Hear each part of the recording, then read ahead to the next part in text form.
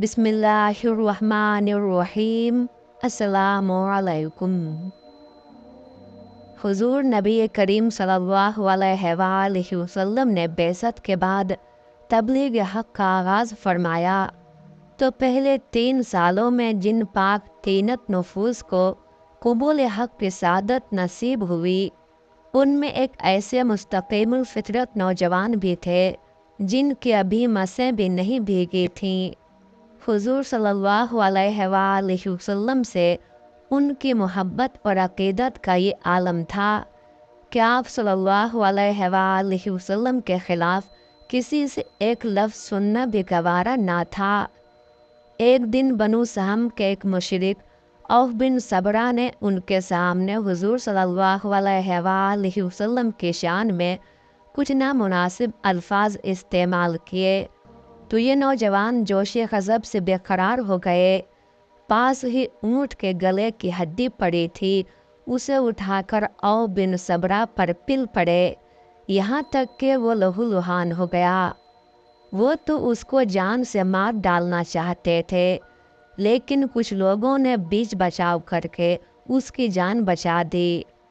नबी रहमत सल्लल्लाहु अलैहि वसल्लम के वाला और शेफ़ता ये नौजवान जिनके जोश ईमान ने उन्हें हर ख़तरे से बेखौफ कर दिया था और जो हुर्मत नबी सल्लल्लाहु अलैहि वसल्लम पर हर वक्त मर मिटने के लिए तैयार रहते थे, हुजूर सल्लल्लाहु अलैहि वसल्लम के फूफीज़ाद भाई हज़रत तुलैब बिन उमैर रज़ियल्लाहु ताला अन्हु थे।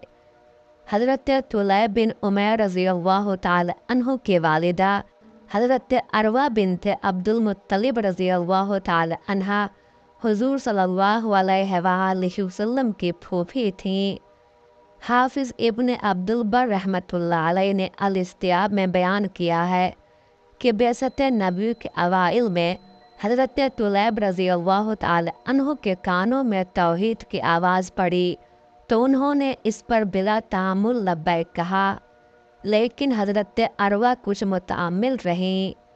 हज़रत तुलैब रज़ियल्लाहु ताला अन्हु एक दिन उनकी खिदमत में हाज़िर हुए और कहा, अम्मा जान, मैंने भी मोहम्मद सल्लल्लाहु अलैहि वसल्लम की मुताबात इख्तियार कर ली है और आपके भाई हमज़ा रज़ियल्लाहु ताला अन्हु ने भी। अब आपको इस्लाम कबूल करने में क्या उज़्र है? हज़रत अरवा ने जवाब दिया, मैं ये इंतज़ार कर रही हूँ कि मेरी बहनें क्या करती हैं। हज़रत तुलैब रज़ियल्लाहु ताला अन्हु ने अर्ज़ किया, अम्मा जान, मैं आपको अल्लाह का वास्ता देता हूँ कि आप ज़रूर रसूलुल्लाह सल्लल्लाहु अलैहि वसल्लम की खिदमत में हाज़िर हों।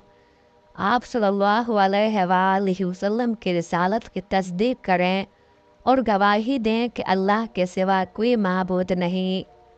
हज़रत अरवा रज़ियल्लाहु ताला अन्हा ने फ़ौरन कहा, मैं गवाही देती हूँ कि अल्लाह के सिवा कोई माबूद नहीं और मोहम्मद सल्लल्लाहु अलैहि वसल्लम अल्लाह के रसूल है। मैं अल्लाह और उसके रसूल सल्लल्लाहु अलैहि वसल्लम पर ईमान लाती हूँ। इसके बाद वो अपने बुढ़ापे के बाइस रसूलुल्लाह सल्लल्लाहु अलैहि वसल्लम के काम में ज़ुबानी इमदाद से काम लेती, यानी कहती सुनती थीं और अपने बेटे को आप सल्लल्लाहु अलैहि वसल्लम के इताअत और मदद पर आमादा करती रहती थीं। इस रिवायत से मालूम होता है कि हज़रत अरवा रज़ियल्लाहु ताला अन्हा ने हज़रत हमज़ा रज़ियल्लाहु ताला अन्हु के कबूल इस्लाम के बाद मुशर्रफ ब ईमान हुई। हज़रत तुलैब रज़ियल्लाहु ताला अन्हु को हुजूर सल्लल्लाहु अलैहि वसल्लम से बेपनाह मोहब्बत और अक़ीदत थी। उन्होंने औफ बिन सबरा को हुजूर सल्लल्लाहु अलैहि वसल्लम के बारे में नारवा अल्फाज बकने की बिना पर ज़ख्मी किया तो लोगों ने हज़रत अरवा रज़ियल्लाहु ताला अन्हा के पास उनकी शिकायत की। हुजूर सल्लल्लाहु अलैहि वसल्लम हज़रत अरवा रज़ियल्लाहु ताला अन्हा के भतीजे ही नहीं थे बल्कि आका व मौला भी थे। वो हज़रत तुलैब रज़ियल्लाहु ताला अन्हु का कारनामा सुनकर बहुत खुश हुई اور شکایت کرنے والوں کو جواب دیا۔ طلیب رضی اللہ تعالی عنہ نے اپنے ماموں کے بیٹے کی مدد کی اور اس کے خون اور اس کے مال کی غمخواری کی۔ علامہ بلازوری رحمۃ اللہ علیہ کا بیان ہے کہ جس زمانے میں مشرکین قریش نے بنو ہاشم اور بنو مطلب کو شیب ابی طالب میں محصور کر رکھا تھا، ابو لہب نے چند مسلمانوں کو محبوس کر دیا۔ حضرت طلیب رضی اللہ تعالی عنہ کو خبر ہوئی تو ماموں ابو لہب کے پاس پہنچے اور کہنے لگے کہ ان بے کس مظلوموں کو رہا کر دو۔ اس نے صاف انکار کر دیا۔ صحابہ کرام رضی اللہ عنہم نے اپنے خون کے رشتوں کو اپنے رشتے ایمانی پر قربان کر دیا تھا۔ جب حضرت طلیب رضی اللہ تعالی عنہ کی منت سماجت کے باوجود ابو لہب مظلوم مسلمانوں کو چھوڑنے پر آمادہ نہ ہوا تو انہوں نے اس کی بری طرح پٹائی کر دی۔ اس پر مشرکین نے ان کو پکڑ کر باندھ دیا۔ آخر ابو لہب ہی نے جا کر ان کو چھڑایا اور اپنی بہن حضرت عروہ رضی اللہ تعالی عنہ کے پاس جا کر ان کی شکایت کی۔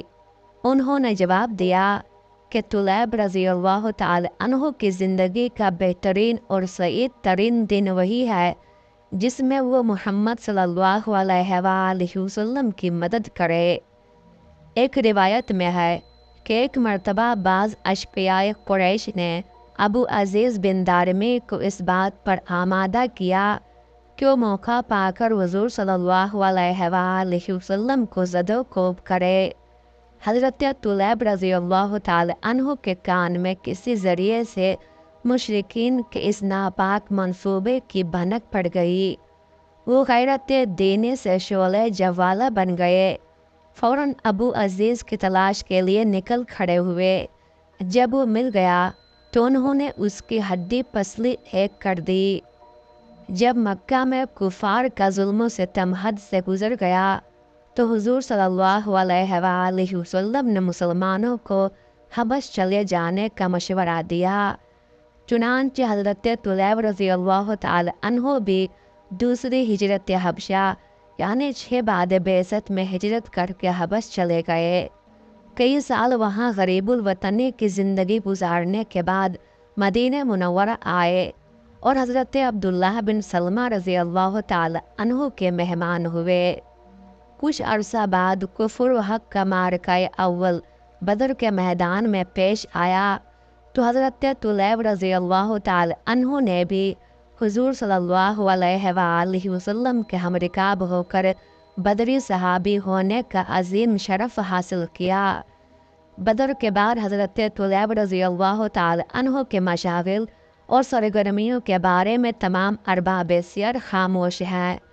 البتہ ابن سعد رحمۃ اللہ علیہ نے لکھا ہے کہ وہ حضرت ابوبکر صدیق رضی اللہ تعالی عنہ کے عہد خلافت میں جہاد شام پر جانے والے مجاہدین میں شامل تھے اور جنگ اجنادین جمادی الاولیٰ 13 ہجری میں داد شجاعت دیتے ہوئے رتبہ شہادت پر فائز ہوئے۔ اس وقت ان کی عمر 35 سال سے کچھ اوپر تھی۔ اولاد کوئی نہیں چھوڑی۔ اللہ تعالیٰ کی ان پر ہزارہ رحمتیں نازل ہوں، آمین یا رب العالمین۔